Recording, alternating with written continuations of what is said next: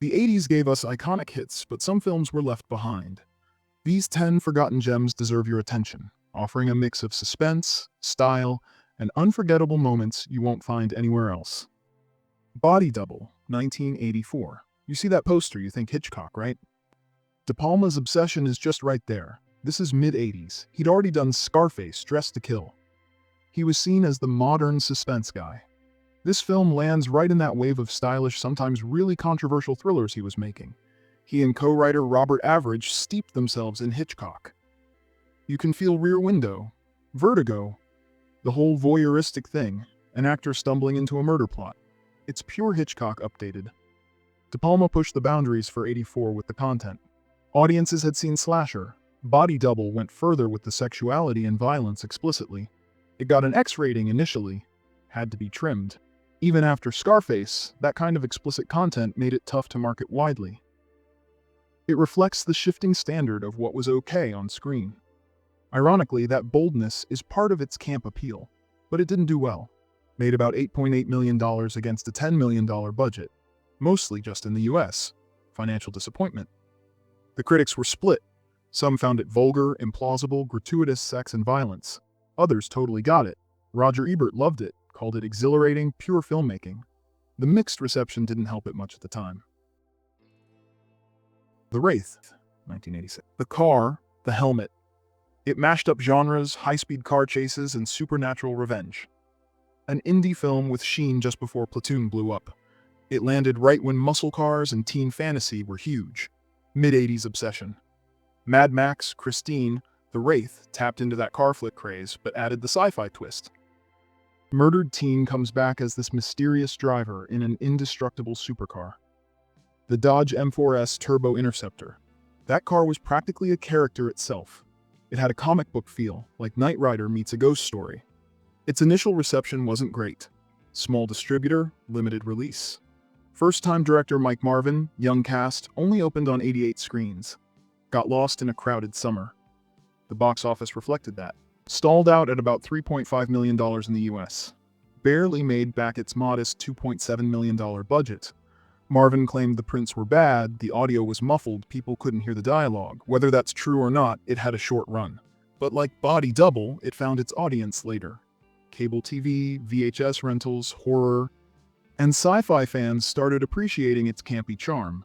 The roaring engine, the car vaporizing people, the soundtrack. Total 80s rock, that's what people remember. It went from schlock to retro guilty pleasure. It soaked in neon sunsets, blue deserts, foggy cemeteries. It has a real look, and fans love that soundtrack. Ozzy, Motley Crue, Bonnie Tyler, it just ramps up the fun. Nighthawks, 1981. Stallone stepping away from Rocky and Rambo to play a New York cop. It's kind of overlooked now.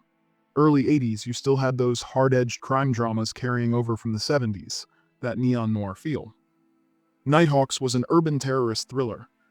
It was originally meant to be a French Connection sequel, before it got reworked. You can feel that influence. The gritty NYC setting, the tough undercover cops, Stallone and Billy D. Williams. They're up against Rutger Hauer as the international terrorist Wolfgar, his American debut. Stallone, coming off Rocky, was clearly trying to show his action chops beyond boxing. Hauer was chilling as this sophisticated villain. Came out in 81. Did okay commercially, but wasn't a huge smash. Box office numbers were around $14.9 million domestic, another $5 million abroad. Moderate success for a thriller back then, but not huge for Stallone. A minor cult film over time. Critical reaction was lukewarm. Some liked the tension, others found it a bit formulaic. Many critics highlighted the climax in that early look at urban terrorism. What stands out now, looking back, is Hauer's performance. Fans rave about his performance as Wolfgar, suave, ruthless. Stallone had some of Hauer's scenes cut because he was stealing the movie. Ebert even said later he deserved an Oscar nod for it. The Man with Two Brains, 1983. Early 80s, Steve Martin was at his peak of zany comedy. Paul Reiner, legendary. They had already done The Jerk, Dead Men Don't Wear Plaid. This film arrived in the wave of wacky genre parodies. They took aim at old mad scientist B-movies. A brain surgeon who falls in love with a brain in a jar. It's wonderfully bizarre, like Young Frankenstein, but with Martin's unique absurdism layered on top. The film's silliness stood out. It's basically a live-action cartoon full of wordplay and physical comedy. Martin was hot. Expectations were high, the box office was only modest, about $10.3 million in the US. Mildly successful, but underwhelming compared to The Jerk. Warner Bros. Was lukewarm on the result. Many liked the goofy energy. Ebert gave it only 2 stars, but admitted he laughed a lot. Some felt it was more like sketches strung together. Over time, it's become fondly remembered for specific bits.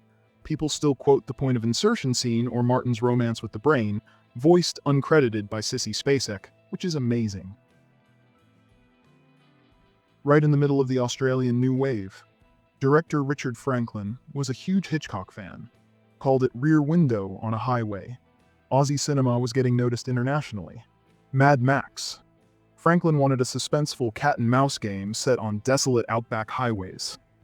Stacy Keach, as the truck driver, suspecting a serial killer in a green van, picks up Jamie Lee Curtis, fresh off her Scream Queen fame as a hitchhiker. Using American leads was a deliberate ploy for international appeal. Thrillers weren't that common in Australia then, and this was their most expensive film at the time. Big expectations, but it struggled commercially.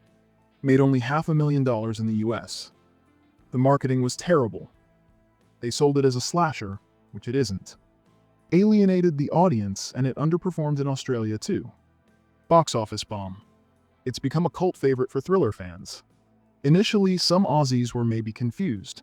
An Aussie film feeling like Hitchcock with American stars. Curtis won Best Actress in Japan for it, and it won Best Foreign Film there. Horror mags and critics have praised its tension and weird humor over time. Now it's championed as an underrated gem. Quentin Tarantino loves it. What makes it special? That outback atmosphere. Those empty highways are a fresh, eerie backdrop. Keach is terrific as Pat Quidry. Relatable. We hear his thoughts as he talks to his dingo. It creates real empathy. Jamie Lee Curtis, even in a smaller role than advertised, brings great energy. Running Scared 1986. The buddy cop formula was huge then, but this one had its own cheerful vibe. Crystal, known for his wit, and Hines, the dancer actor, as Chicago detectives, directed by Peter Hames. It blended action and comedy, but lighter than some darker cop movies. Came out just before Lethal Weapon blew the doors off the genre. Kind of a precursor. 2 partners bantering, taking on a drug kingpin, thinking about retirement. What made it stand out was the setting, snowy Chicago, not sunny LA, and the tone. Hames wanted comedy, but not stupid. Avoided too much violence. Focus on camaraderie as much as action. Crystal wasn't a huge movie star yet. First big leading role. Pairing him with Hines, who brought that physical agility, was unconventional. But their chemistry paid off. It did okay at the box office. Made about $38 million in the US, 26th highest grossing film that year. Solid result, but not massive. Their jokey, ad-libbed feel was praised. Ebert liked it, said it was a lot of fun. Some felt it was a bit like a TV show. Over time, it's become a bit overlooked in the buddy cop pantheon. One Deadly Summer 1983. A real hidden gem outside the US deserves rediscovery. In France, this was a huge deal when it came out. Sultry, slow-burn revenge thriller. Isabella Gianni was already a massive star, 2 Oscar nominations by then. Directed by Jean Becker, based on a popular novel, it blended art house drama with a pulpy mystery. French cinema was doing psychological thrillers, and anticipation was high for a Gianni. She moves to a small town, seduces a mechanic, but she has a hidden agenda. Revenge. Part erotic drama, part whodunit, deep character study of obsession and trauma. Audiences flocked to see a Gianni tackle it. It dealt with dark themes for the time, rape, revenge, mental instability, against an idyllic summer backdrop. Provocative.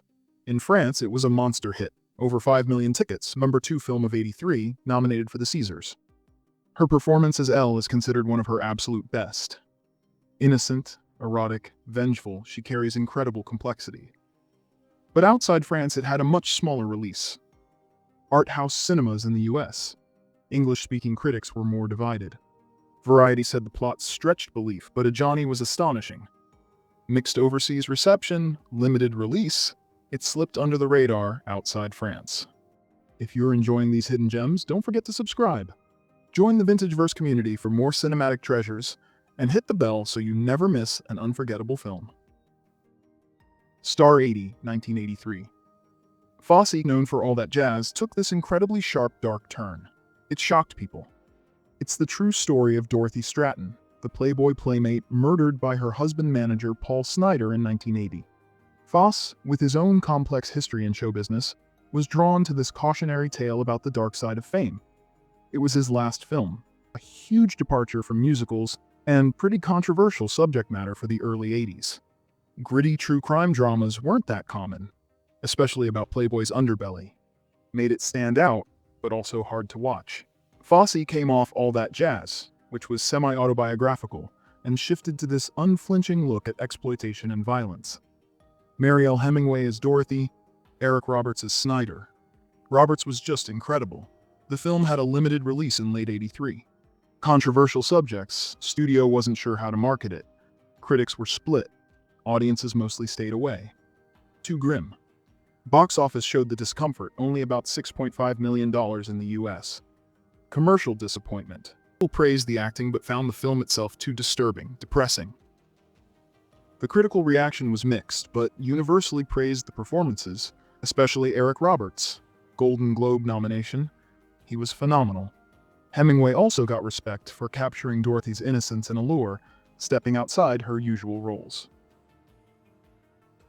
Streets of Fire, 1984. Walter Hill unleashed this rock and roll fable that defies labels. Pure genre mashup, musical action, retro 50s romance, feels like one long, super stylish music video. Hill even intended it as the first of a trilogy, but the box office didn't cooperate with that plan. Not in North America. Made only $8 million on a 14+ million budget. Audiences in '84 just didn't know what to make of it. It was the era of Flashdance, Footloose. But this was different. Gritty urban fairy tale. Michael Paré is the mercenary hero Tom Cody rescuing his rock singer ex Ellen Aim, played by Diane Lane. From Willem Dafoe as the creepy biker leader in leather overalls. It's set in another time, another place. A world mixing 50s greasers and diners with 80s neon punk. Critics were split. Admired the style but were baffled. Some loved the audacity, others found it shallow, but everyone agreed it had style to burn. Despite failing initially, it built a strong cult following. Japan, total phenomenon there. Won Best Foreign Film at the Kinema Jumpo Awards. Classic case of big in Japan, but globally still underwhelming at the time, cementing its journey from flop to cult classic. Cutter's Way. This one doesn't announce itself. It creeps in, quiet, wounded. Jeff Bridges. John Hurd. Two men drifting through the haze of post-Vietnam disillusionment. One lost, one angry. Cutter's Way starts with a body dumped in the rain and never really lets the sun come back out. Bridges plays Bone, a smooth, detached yacht salesman, but it's Hurd as Alex Cutter, one-eyed, one-legged, raging against the world, who shatters the screen. The mystery? A possible murder cover-up by a local tycoon. But that's not the point. This is about how people break, and what's left when they do.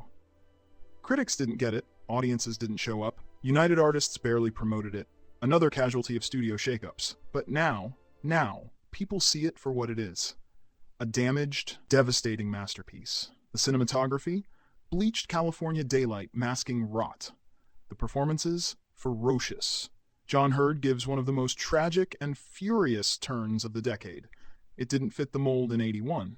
It still doesn't. That's why it lasts. Thanks for exploring these underrated '80s gems with us. Dive deeper into hidden cinematic treasures on Vintage Verse.